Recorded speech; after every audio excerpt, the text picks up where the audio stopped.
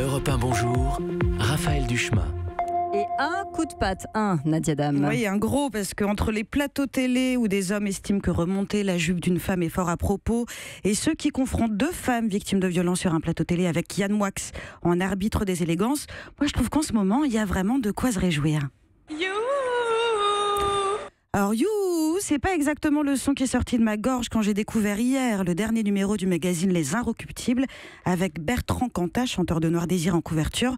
Non, moi j'ai plutôt marmonné ça. Est-ce que ce monde est sérieux ?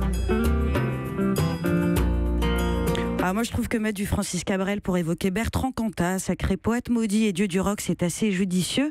Cabrel ayant eu le bon goût de ne pas tuer une femme à main nue dans un hôtel lituanien, contrairement à Cantat, auquel les Inrocks accordent une deuxième interview depuis sa sortie de prison pour le meurtre de l'actrice Marie Trintignant, laquelle a, selon les médecins légistes, subi l'équivalent de la force d'une moto projetée à 200 km/h contre un mur. Alors pour ceux qui en doutent, Maître Cantat en une d'un magazine avec pour sous-titre ses états d'âme de repris de justice qui a du mal à trouver le sommeil, ça revient un peu à Maître Roman Polanski en une d'un magazine de compagnie aérienne pour ses difficultés à accumuler des miles depuis qu'il est recherché par Interpol pour une affaire de viol sur mineur. C'est que Cantat comme Polanski sont des artistes avec un grand A, comme dans Attends, il faut quand même dissocier l'artiste de l'homme.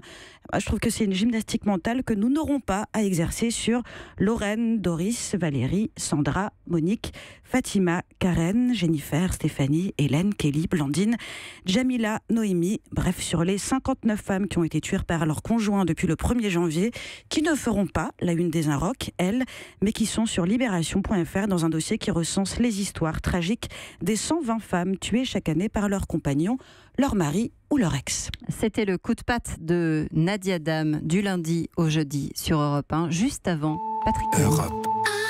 Europe 1.